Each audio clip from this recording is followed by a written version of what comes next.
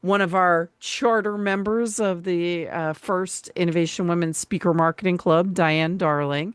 And so we have these are generally small groups. So, we'll start right off with three, four, five people. It kind of maxes out. So we keep it relatively light. And so I always tell people my background is I feel like I've done it all, but kind of early on, I was the person who selected speakers. And this is one of the first speakers that I didn't select, my boss did. And anybody recognize him? Nope. Nope. All right. Peter Drucker. Peter Peter Drucker. Drucker. Oh my Yep. gosh. Peter Drucker was the I, father of modern management, kind of yes. wrote the book on that. And my boss at the time, this was the 90s, my early 90s, my boss was a big Peter Drucker fan. And I was like, is Peter Drucker still alive? And he was. So I think it's always very telling that the only picture I could find of him was black and white. So he was a speaker for the software company that I worked with at the time for our user conference. And part of what he did was he was not capable at that point in his life of standing on stage to give a presentation, but he didn't want to sit. So he had very exact specifications of a table that he would perch on. So, this is kind of the world I came from of dealing on the other side of the table to bring speakers in. I also spent a lot of my career helping people get on stage. So my job as the head of global PR for big enterprise software company was to basically get our executives on stage at conferences and events. And that was kind of my early introduction to speaking and speaking businesses. And also, I was the person negotiating on the behalf of the software company or the employer of the speakers. So when we started thinking about what our speakers were asking for, like they were great presentations, right? Great practical, actionable, inspirational presentations. People came through the door and still do with a lot of credibility, a lot of knowledge, and people want to be of service to their audience. Like, I don't worry as much about the speaking as I do about the business side of it. So I see a lot of speakers who are applying for opportunities, pitching opportunities. Sometimes they'll hear they got shortlisted, but they didn't make it to the last level. They might be doing visibility speaking, but that visibility isn't converting into business. 65% of Innovation Women members are using speaking to drive another business, consulting, coaching. Maybe they have a product, maybe they have a community that they're building, and they are speaking to help build those businesses. Lots of people will tell them, that was great. I loved your talk. You did a great job. I mean, you come off stage and everybody wants to shake your hand and give you a pat on the back. At the same time, you're probably going to other conferences and events and you're seeing, let's just say, worse speakers on stages as the keynote or in the role that got paid. And they're doing presentations, and it's obvious that they're closing business as part of it. Um, this is a tough business. You're not alone. We hear this from lots and lots of people. So we started Speaker Marketing Club because my day job is running a PR and marketing firm. That's how we actually make a living. You probably know Innovation Women is, let's just say, not paying the mortgage. It is a mission-based company, and we keep the prices super low for what we offer. At the same time, running a PR and marketing firm, we're not set up to support individuals. We are set up to support companies and organizations. And so pricing for our PR and marketing firm is not going to work with individuals. So we had to kind of think through how we would create something that worked with small groups and cohorts. A lot of our members have different business and compensation models. And at the same time, there's no way they're going to be able to afford an agency. We are a small agency. At the same time, our clients will fall between five and ten and $15,000 a month. So it's just not going to work at an individual level. We also we want Innovation Women members to do better and get more opportunities. So, that's part of where we're coming from with that. We started Speaker Marketing Club kind of looking at the things we see people needing. We divided it up into two parts. When we first floated the idea inside the online community and inside Speaker Friend Fridays, a lot of people were asking for things that were specifically sales. And we're like, that's great. At the same time, we're a marketing firm. So we know where the difference is between marketing and sales. We also know that a lot of our members really don't have a clue about the different options for speaker business models. We're also seeing a lot of folks that haven't really zeroed in on their big idea. They haven't done the hard work in terms of messaging, branding, storytelling. Maybe they have a website, maybe they don't. And this is a little one of the things I do want to point out. We have set up Innovation Women so that your Innovation Women profile can be a standalone. You can use it in lieu of having a whole speaker website. So talk to me afterwards about that, or happy to kind of walk through how that works. But, we know that a lot of people have not even gone down the path of setting up a website specifically for their speaking. Or they might have a website that does, kind of their whole business, and the speaking aspect is a part of that. We talk about social media, and we talk about putting it all together to get booked and make it make sense for you fiscally. That's part one. Part two, really looking at how you strengthen your pipeline, and whether that is a speaker pipeline, i.e., speaking to get more speaking opportunities, or speaking to drive a pipeline of customers for your coaching, your consulting, your product.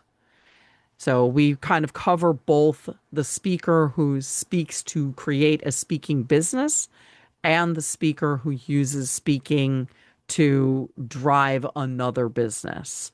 We talk about monetizing big ideas, turning it into a monetizable asset, advanced messaging and premium positioning, collateral, sizzle reels.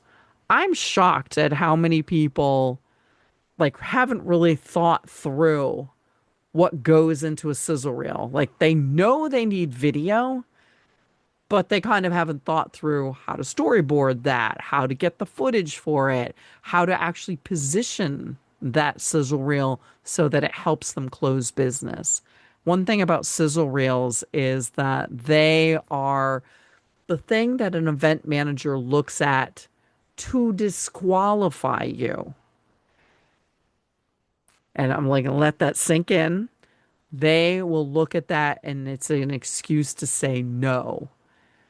If it's a yes, it's just moving on to the next level. It's moving on to let me see a whole presentation. It's not generally a reason to say yes. Nobody gets booked off a sizzle reel, but people do get disqualified if the sizzle reel is junk. So we want to talk about building your funnel, thought leadership. Obviously, I had to bring PR in somewhere. That's what I do for a living. And then really getting out there with the sales aspect, commanding those premium fees and selling without actively pitching. So those are the two parts. And I will say that when we originally set up Speaker Marketing Club, we did like kind of fundamentals and advanced. And after several kind of cycles, the people that have gone through it are like, yeah, you need to really have part one, part two. Even if you're an experienced marketer, it's super helpful to go through the process from the beginning. The way that we've set this up is there are weekly lessons and weekly working sessions. So it's 2 sessions a week. What we have done is almost every single group got together and figured out the best time for the group. We originally started setting them up with, hey, we're going to do it, Tuesday at 2. Every single time the group has gotten together and gone, Tuesday at 2 is not great. Can we do something else? And we have. Every session includes lessons and presentations, but also worksheets and templates and real feedback on those because we're collectively doing those working sessions. Um, just as I mentioned, in case you don't know, day job is actually running a marketing firm, also an event company here in Boston. We do startup events. And then Innovation Women also includes My Speaker Leads and Lioness Magazine. And I do a bit of speaking on my own. So here are a couple of the things that we cover. The difference between marketing and sales and where marketing and sales work together. We talk about speaker business models, and I kind of think of speaker business models as three basic categories. And from there are probably as many speaker business models as there are speakers. So we have had some fascinating conversations about the options. We talk about the difference between experts and thought leaders. And I'm just going to put this idea out there. In general, the way that I separate this world, and lots of people go expert and thought leader are synonymous. I think they are two different things. Think of it this way.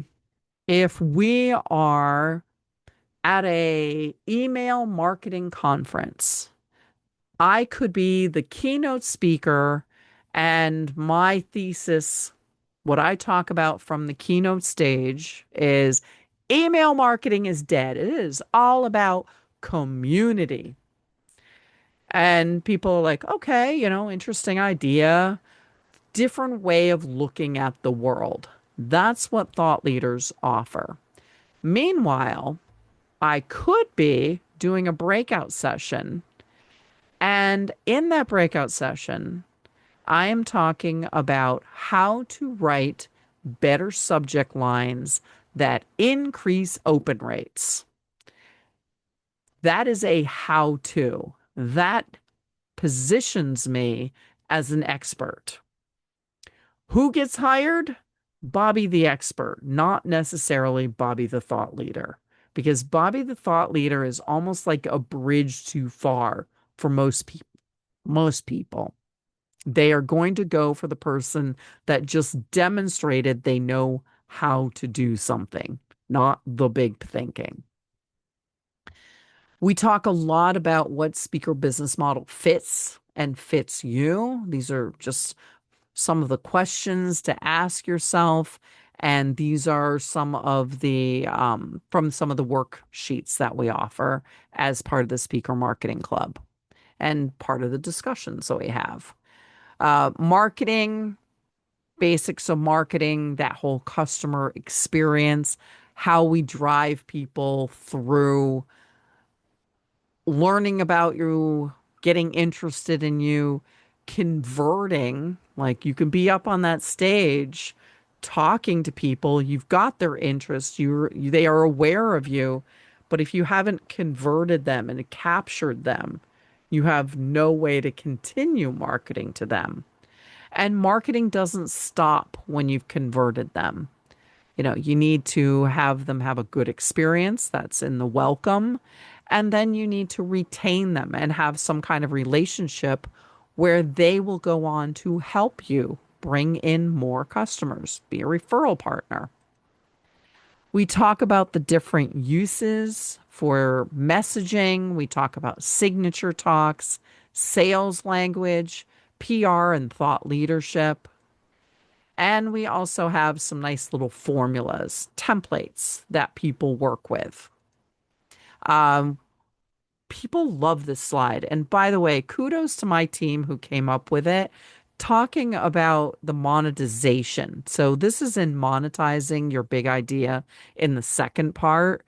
And we talk about how to use these different visualizations to help get people through your into your idea and understanding how to work with your ideas and with your frameworks. So we talk every single time we go through all of the different lessons in part one of every week, and then part two is the workshop, and it's divided up into two parts, and each part is $800 for members. So, all right. As I said, I promised to get through that pretty darn quickly. And did that make sense? Everybody's like, yeah. God bless you. If that was a sneeze. It was actually a yawn. Oh I'm no. up. No, no, no. I've been up since so early this morning. Yeah, no, that totally made sense. I mean, it's um It's feels really, really full, rich. That's our specialty. I don't do anything unless I can do it extra. So, Shiana, any questions? My only question was, I think it was your last slide when you mentioned the investment. Did you say it was 800 Per part. per part? Okay. Yeah. So there's each one is an 8-week program with eight Okay. lessons Yeah, and eight workshops. got it. So total, if you do part one and part two, it's 1600. It's interesting. Right now, we had a group that just went through part one and they're all like, that was amazing. Now we have to like create our signature talks. And I was like, okay. And they're like, we want to like, they wanted to go through, we have another program called the coaching cohort. And the coaching cohort is guiding people through creating their signature talks. And I was Mhm. like, oh, that's interesting. And I hadn't really thought about that. So what they're doing is they're taking a break before they do part two, and they're doing the cohort to do their signature talks because now they feel like they've got their big ideas. They've got, like their messaging in good shape. So they're going into coaching cohort next, and then they're going to do part two later on. I was like, well, that's neat. I hadn't really thought about that progression, but it makes sense to that whole group. There's four of them that are going through that. So we also have the Kickstart cohort program, which is just basically using Innovation Women, and it's more the basics. So that is also a program that we offer. So the programs we offer, Speaker Marketing Club is kind of the most comprehensive and the most focused on speaker business models.